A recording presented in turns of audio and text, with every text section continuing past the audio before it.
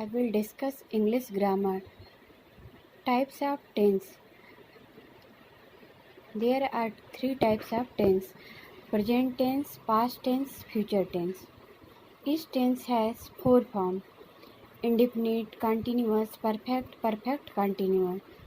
Present tense has four forms: present indefinite, present continuous, present perfect, present perfect continuous. Past tense has also four forms: past indefinite, past continuous, past perfect, past perfect continuous. Future tense has four forms: future indefinite, future continuous, future perfect, future perfect continuous. Four types of sentences: affirmative sentence, negative sentence, interrogative sentence, interrogative negative sentence. आज हम आप लोग के सामने tense के बारे में बताएंगे। सबसे पहले हम आप लोग को ये बताना चाहते हैं कि टेंस जो हैं वो तीन प्रकार के होते हैं। पहला है प्रेजेंट टेंस, दूसरा पास्ट टेंस और तीसरा है future tense. Each tense has four form. प्रत्येक टेंस के चार रूप हैं: indefinite, continuous, perfect, perfect continuous. इसको याद करने का हम सबसे सिंपल तरीका बताते हैं। जैसे हम बताना चाहेंगे कि present tense has four form, उसको आपको याद करने की ज़रूरत ही नहीं है। आपको बस याद है प्रेजेंट और इंडेफिनिट, कंटिन्यूअस, परफेक्ट कंटिन्यूअस। तो आपको क्या करना है कि इंडेफिनिट के आगे भी प्रेजेंट लगाना है, कंटिन्यूअस के आगे भी प्रेजेंट लगाना है और परफेक्ट के आगे भी प्रेजेंट लगाना है और परफेक्ट कंटिन्यूअस के आगे भी प्रेजेंट लगाना है।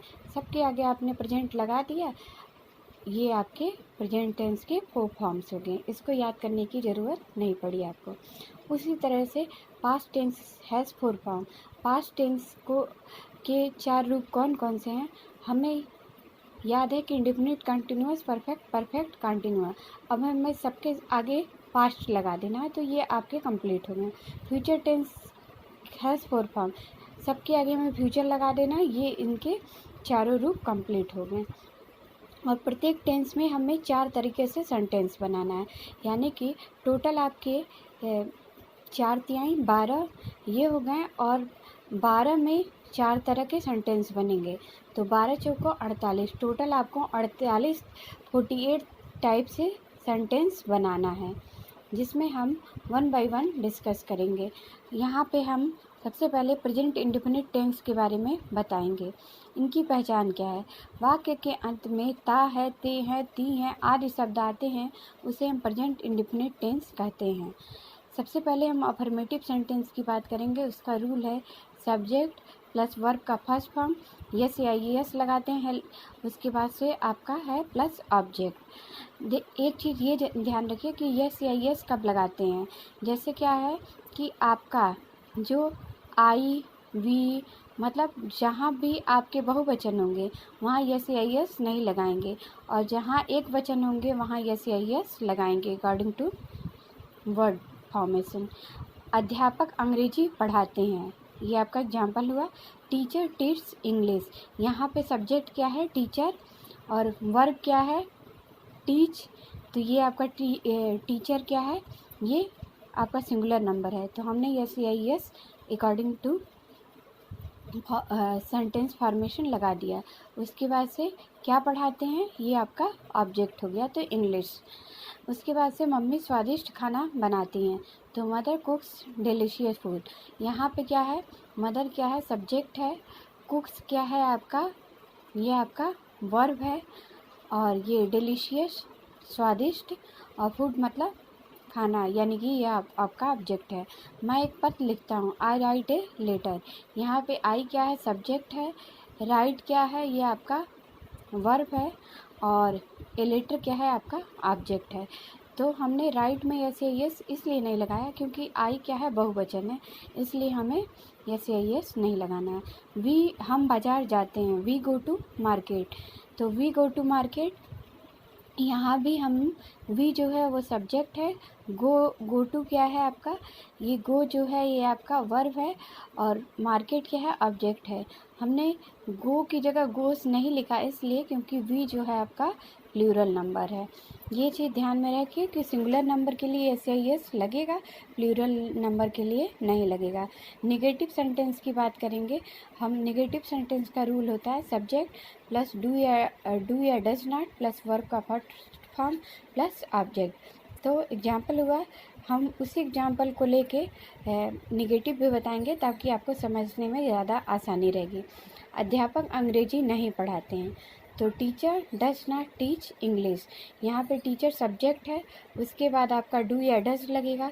तो देखिए डू का यूज कहाँ पे होगा, जहाँ आपके प्लूरल नंबर होंगे वहाँ पे डू का यूज होगा, और जहाँ सिंगुलर नंबर होगा वहाँ पे डज का यूज होगा।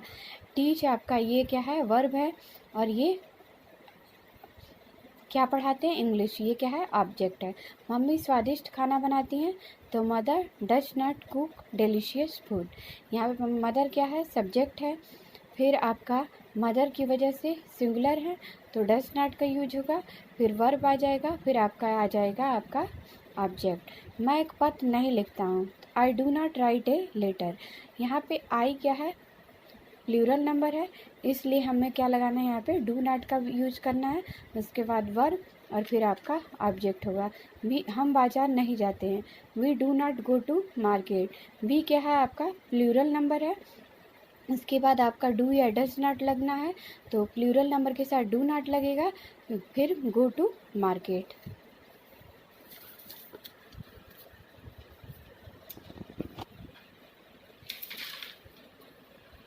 नेक्स्ट है आपका इंट्रोगेटिव सेंटेंस के बारे में डिस्कस करेंगे।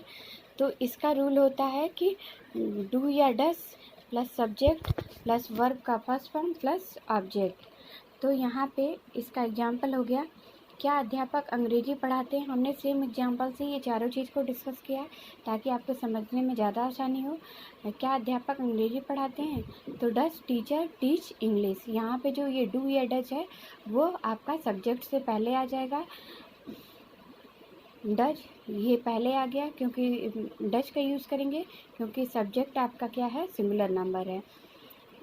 उसके बाद से आपका सब्जेक्ट, फिर वर्ब, फिर ऑब्जेक्ट। क्या मम्मी स्वादिष्ट खाना बनाती हैं, तो does mother cook delicious food.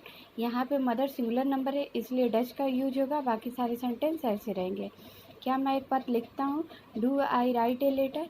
Do का यूज यहाँ पे होगा क्योंकि आई प्लूरल नंबर है, बाकी सारे आपके ऐसे ही रहेंगे। क्या हम बाजार जाते हैं, do we go to market.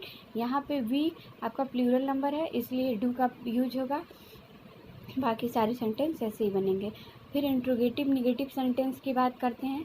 यहाँ पे डू या डज पहले लगेगा, फिर सब्जेक्ट होगा, फिर उसके बाद नॉट होगा, फिर वर्ब का फर्स्ट फॉर्म होगा प्लस ऑब्जेक्ट होगा। आपको अगर रूल याद है तो आप सेंटेंस को इजीली बना सकते हैं। क्या अध्यापक अंग्रेजी नहीं पढ़ाते हैं, डज पहले क्योंकि टीचर है, टीचर सिंगुलर नंबर है इसलिए डज का यूज होगा, डज टीचर, फिर उसके बाद सब्जेक्ट के बाद नॉट लगेगा, फिर वर्ब का फर्स्ट फॉर्म होगा, फिर ऑब्जेक्ट होगा। क्या मम्मी स्वादिष्ट खाना नहीं बनाती हैं, does mother not cook delicious food.